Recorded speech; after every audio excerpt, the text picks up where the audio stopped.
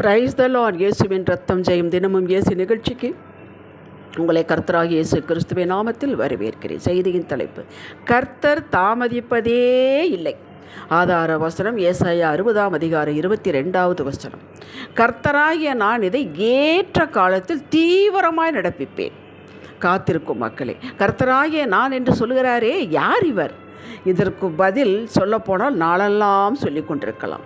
இருப்பினும் செய்திக்கு நெருக்கமாக இருக்கும் பகுதியை மட்டும் எடுத்துக்கொள்வோம்.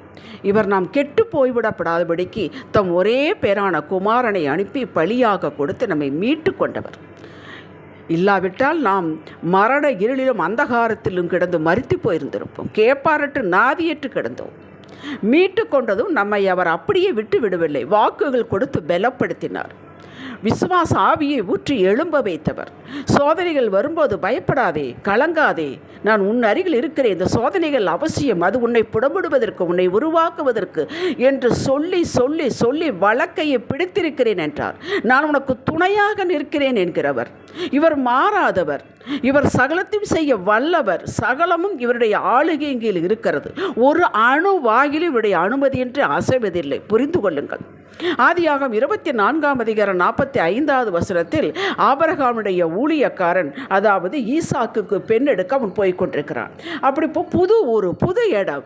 இவன் பொண்ணு எடுத்துட்டு வான்னு ஆபிரகாம் அனுப்பி வைத்து விட்டார். எந்த பொண், யாரு, உனக்கு ஒன்றுமே தெரியாது. அப்பொழுது அவன் ஜெபிக்கிறான். என்ன சொல்லி ஜெபிக்கிறான் ஆபிரகாம்? இதோ நான் தண்ணீர் துறவண்டையில் நிற்கிறேன்.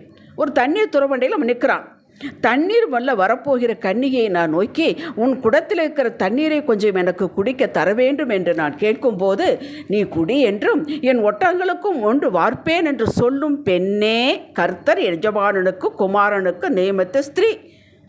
இதை நான் இருதயத்தில் சொல்லி முடிக்கும் முன்னே இப்படி ஒரு மனசில் சொல்கிறா, அப்பா இப்படி நான் கேட்குறேன், இந்த உனக்கும் தண்ணி தரேன், உங்கள் ஒட்டகத்துக்கும் தண்ணி தரேன், யார் சொல்கிறாங்களோ அந்த பொண்ணு தான்.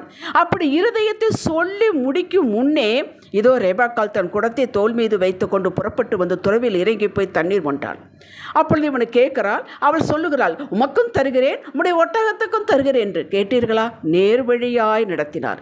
ஒரு காரியத்திற்காக நாம் போகும்போது குழப்பம் அடைந்து, என்னடா, யாரு, இவரா அவரா, இங்கேயா அங்கேயா, அந்த அவசியமே இல்லை. ஏனென்றால் அது அன்று நடக்க வேண்டிய காரியம். இதுக்கு நான் 1 வருஷம் 2 வருஷம் காத்திரு என்று சொல்ல மாட்டார். நேர்வழியாய் நடத்தினார். நியாயாதிபதிகள் 15:18 சிம்சோன் ஒரு பச்சை எலும்பு கழுதியுடைய தாடையை வைத்து 1000 பேரை கொன்று விட்டான், பெலிஸ்தியர்களை. இப்பொழுது அவனுக்கு தாகம், சாகக்கூடிய நிலைமையில் வந்து விட்டான். அப்பொழுது அவனுக்கு 18 பாருங்கள். தேவரீர் உமது அடியேன் கையினால் இந்த பெரிய ரட்சிப்பை கட்டளையிட்டிருக்க, இப்பொழுது நான் தாகத்தினால் செத்து இந்த விருத்த சேதனம் இல்லாத கையில் விட வேண்டுமோ என்றான். அப்பொழுது தேவன் அந்த பள்ளத்தாக்கு பேர் லேகி பள்ளத்தாக்கு பிளக்க பண்ணினார். அதிலிருந்து தண்ணீர் ஓடி வந்தது. அவன் குடித்த போது அவன் உயிர் திரும்ப வந்தது, பிழைத்தான். கேட்டீர்களா? சாகிறேனப்பா, தாகம் என்னால் தாங்க முடியவில்லை சொன்ன, இரப்பா இன்னும் 1 வாரம் இருக்குன்னு சொன்னாரா? உடனடியாக அந்த வினாடியே பிளந்தார், பள்ளத்தாக்கை பிளந்தார், தண்ணீர் ஓடி வந்தது. நீங்கள் ஆதியாகமம் 21 இதே தினம் இது போன்ற ஒரு நிகழ்ச்சியின் ஒன்று காணலாம். ஆகார் தன் இஸ்மாவேலை கையில் பிடித்துக்கொண்டு தண்ணீர் தீர்ந்து விட்டது. பிள்ளை சாக கிடக்கிறாள். ஓடி வந்து அழுகிறாள், தள்ளி தூரமாக நின்று அழுகிறாள். அப்பொழுது உடனே ஆண்டவர் பேசினார். உன் பிள்ளையின் சத்தத்தை, கண்ணீரை கண்டேன், இதோ துறவு என்று காட்டினார். அங்கதான் துறவு இருக்கிற அவளுக்கு தெரியவில்லை. அப்படி அந்த நேரத்தில், அந்த சமயத்தில் அப்பவே நடக்க வேண்டிய காரியங்களுக்கு அப்பவே செய்வார். ஏற்கனவே உங்களுக்கு ஒரு சாட்சியை நான் சொல்லி இருக்கிறேன். நான் மாட்டிக்கொண்டேன். பெங்களூர்லேருந்து மெட்ராஸுக்கு வர்ற நேரத்தில் ஒரு காலையில் அதிகாலை இரவு நேரத்தில் 3:30 மணிக்கு ஒரு காட்டு பகுதியில் மாட்டிக்கொண்டேன். என்னை ஏற்றி வந்த பஸ்ஸு போய்விட்டது. கண்ணு முன்னாக அப்பா ஏசப்பா என்று கூப்பிட்டேன். உடனடியாக கண் சிமிட்டு நேரத்துக்குள் என்னை ஒருவர் வந்து மீட்டுக்கொண்டு பஸ்ஸில் ஏற்றினார். ஏற்கனவே நான் சொல்லியிருக்கிறேன். இதற்கெல்லாம் தாமதம் செய்ய மாட்டார். அதுக்காகத்தான் சொன்னார், ஆபத்து காலத்தில் என்னை நோக்கி கூப்பிடு. சங்கீதம் 50:15 நான் உன்னை விடுவிப்பேன், நீ என்னை மகிமைப்படுத்துவாய் என்றார். எத்தனை விஷயம் நம்ம இப்படி ஆபத்திலிருந்து நம்மளை காப்பாற்றி இருப்பார். யோசித்து பாருங்கள். அது அவரவர்களுக்கு தான் தெரியும். ஏன் காப்பாற்றுகிறார்? அவர் நம்மில் வைத்த திட்டம், சித்தம் இன்னும் நிறைவேறவில்லை. நம்மை கொண்டு பெரிய காரியங்கள் செய்ய வேண்டும், நம்மிலே செய்ய வேண்டும், நம் மூலமாக செய்ய வேண்டும், கொடுத்த வாக்கை நிறைவேற்ற வேண்டும். இதை அடைவதற்கு முன் நம்மை உருவாக்க வேண்டும் என்பதற்காக இஸ்ரவேல் மக்களை எகிப்திலிருந்து விடுதலை கொடுத்தார். இது 2வது சொல்லுகிறேன். இஸ்ரவேல் மக்களை எகிப்திலிருந்து விடுதலை கொடுத்து 430 வருஷங்கள் அங்கே இருந்தார்கள், சிறையிருப்பில் இருந்தார்கள். அந்த நேரம் வந்து விட்டது. அது அவர்களுக்கு தெரியாது, கேலண்டர் கிடையாது, ஒன்றும் கிடையாது. வாய்ப்பேச்சிலேயே அவர்கள் சொல்லிக்கொண்டு தொழுது கொண்டிருக்கிறார்கள். அந்த நேரம் வந்தது, அவர்களுக்கு தெரியாதுங்க. அந்த நேரம் வந்து விட்டது என்பதே. அவர் வந்தார் மோசையை கொண்டு. பிசைந்த மாவு புளிக்க முன்னே, ஒரு மாவு சப்பாத்திக்கு பிசைஞ்சு அது புளிக்கிறதுக்கு எவ்வளோ நேரமாக யோசிச்சு பாருங்க. புளிக்கும் முன்னே அத்தனை லட்சம் 6 லட்சம் புருஷர்களையும் வெளியே கொண்டு வந்தார். யோசித்து பாருங்கள். விடுதலை கொடுத்தார். அந்த ஏற்ற நேரம் வந்து விட்டது. வந்த உடனே அவர் தாமதிப்பதே இல்லை. எதையும் தடையாக அவருக்கு வர முடியாது. அவர்களை அழைத்து வரும்போது எத்தனை முறை மோசேக்கு எதிராக எழுப்பினார்கள். வனாந்தரத்தை தான் கொண்டு வந்தார். அது அவருடைய திட்டம். தேவனை எத்தனை முறை பரீட்சை பார்த்தார்கள். இத்தனையில் அவர் நீடிய பொறுமையுள்ளவராயிருந்து கானான் கொண்டு வந்து சேர்த்தாரே. ஏன்? அவர் ஆபிரகாமோடு, ஈசாக்கோடு, யாக்கோபோடு வாக்கும் உடன்படிக்கும் பண்ணி இருக்கிறவர். இவர் உண்மையுள்ளவர். இதை நிறைவேற்றி முடிக்கவே கண்ணும் கருத்துமாயிருந்தார். நாமும் இந்த வாழ்வில் பயணத்தில் எத்தனை முறை நாம் சலித்திருப்போம், முறுமுறுத்திருப்போம், வேதனைப்பட்டிருப்போம், கர்த்தரை பற்றி பேசியிருப்போம். அவர் காது உண்டா கேட்கலையே, கண் உண்டா பார்க்கலையே என்று. அத்தனை அவர் பொறுமையுள்ளவராக இருப்பதற்கு காரணம், இயேசு 24 மணி நேரமும் தம்முடைய இரத்தத்தை காட்டி நமக்காக பரிந்து பேசி கொண்டிருக்கிறார். உன்னதத்திலே நமக்காக இயேசு பிதாவோடு புதிய உடன்படிக்கை பண்ணியிருக்கிறார். அந்த புதிய உடன்படிக்கையில் பிதா உண்மையுள்ளவராயிருக்கிறார். மீண்டும் மீண்டும் நம்மை மன்னித்து இரக்கங்களை காட்டி நடத்தி வருகிறார். மீண்டும் மீண்டும் வார்த்தைகளை கொடுத்து உற்சாகப்படுத்தி வருகிறார். ஏன் சோர்ந்து போய் விடுவோம்? அந்த நேரம், அந்த காலம் வந்துவிட்டது மகளே. எத்தனை செய்திகளில் நம்மளை பலப்படுத்துகிறார். இன்று இதோ நான் உனக்கு கொடுத்த வாக்குகளை நிறைவேற்றும் காலம் வந்துவிட்டது. வந்துவிட்டதால் இதை சீக்கிரமாய் நிறைவேற்றப் போகிறேன். நீ இனி அழ தேவையில்லை, பெருமூச்சு விட தேவையில்லை என்று சொல்லுகிறார். நம் மேல் வைத்த அவ்வளவு பாசம், அன்பு. இதை தவிர வேறு என்ன இருக்க வேண்டும்? இதை தீவிரமாய் நடத்தும் காரியங்கள் 3 உண்டு.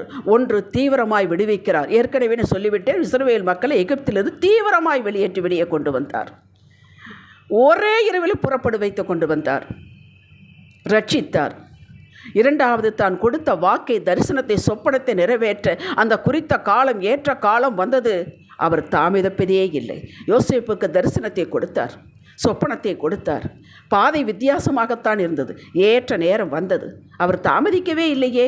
அரண்மனையிலிருந்து ஆட்களை கொண்டு வந்தார்கள். வா என்று அப்பவே சிறையிருப்பு, அது என்ன, கைதிகளுக்கு போட்ட ட்ரெஸ்ஸையெல்லாம் மாற்றினார்கள். ஒரு சில மணி நேரத்தில் அவன் எகிப்துக்கு அதிபதியானான். கேட்டீர்களா? இதுதான் அவர் கொடுத்த வாக்கை நிறைவேற்றுவதற்காக. 2 ராஜாக்கள் 7ஆம் அதிகாரம் 15வது வசனத்தை வாசித்து பாருங்கள். சமாரியாவிலே பெரிய பஞ்சம். பெத்த குழந்தைகளை வெட்டி திங்கிற அளவுக்கு பஞ்சம். அப்பொழுது ராஜா கூப்பிட்டு எலிசா, இது என்ன என்று கேட்கிறான். அப்பொழுது எலிசா கர்த்தருடைய வார்த்தையை நாளைக்கு இந்நேரம் வார்கோதுமை இப்படி விற்கும், கோதுமை மாவு இப்படி விற்கும் என்கிறான். அது நமக்கு புரியும்படியாக நான் சொல்லி, நாளைக்கு இந்நேரம் 100 மூட்டை அரிசி 1 ரூபாய்க்கும் 100 கிலோ கோதுமை மாவு 2 ரூபாய்க்கு விற்கும் என்று சொன்னால் யாராவது நம்புவோமா? அப்படி ஒருத்தர் நம்பலை. விற்கும், ஃபிக்ஸ் பண்ணிட்டார். நாளைக்கு இந்நேரம் அவரே நேரத்தை ஃபிக்ஸ் பண்ணிட்டார். அதே போல் நடந்தது. வாசித்து பாருங்கள் 2 ராஜாக்கள் 7ஆம் அதிகாரத்தை. அவர் ஒரு டைம் ஃபிக்ஸ் பண்ணார் என்றார், அதில் அவர் மாறுவதே இல்லை. பாபிலோனை போய் சிறையிருப்பு 70 வருடங்கள் இருங்கள் என்று சொன்னார். அந்த 70 வருடங்கள் முடிந்ததை கொண்டு வந்தாரே. யார் அவருக்கு ஞாபகப்படுத்த வேண்டிய அவசியம் இல்லை. சத்ருவின் கைக்கு தீவிரமாய் விடுவிக்கிறார். 3வது, முதலிலே விடுவித்தது அவரே ஒரு டைம் ஃபிக்ஸ் பண்ணி விடுவித்து கொண்டு வருகிறார். எகிப்திலிருந்து விடுவித்து கொண்டு வந்தார், பாபிலோனிலிருந்து விடுவித்து கொண்டு வந்தார். 3வது, சத்ருவின் கையில். தானியேல் மேல் பொறாமை கொண்டவர்கள் ஒழிக்க வேண்டும் என்பதற்கு இவனோட குற்றம் கண்டுபிடிக்கவே முடியவில்லை. பாபிலோனில் சிங்கக்கவியில் போட்டார். இதெல்லாம் உங்களுக்கு தெரியும். அவனை தூக்கி போடும் பொழுதே சிங்கத்தின் வாயை கட்டிவிட்டார்.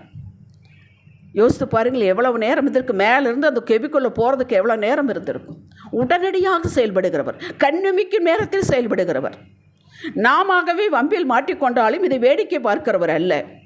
வரும் ஆபத்தை நாம் அறியோம், அவர் அறிவார்.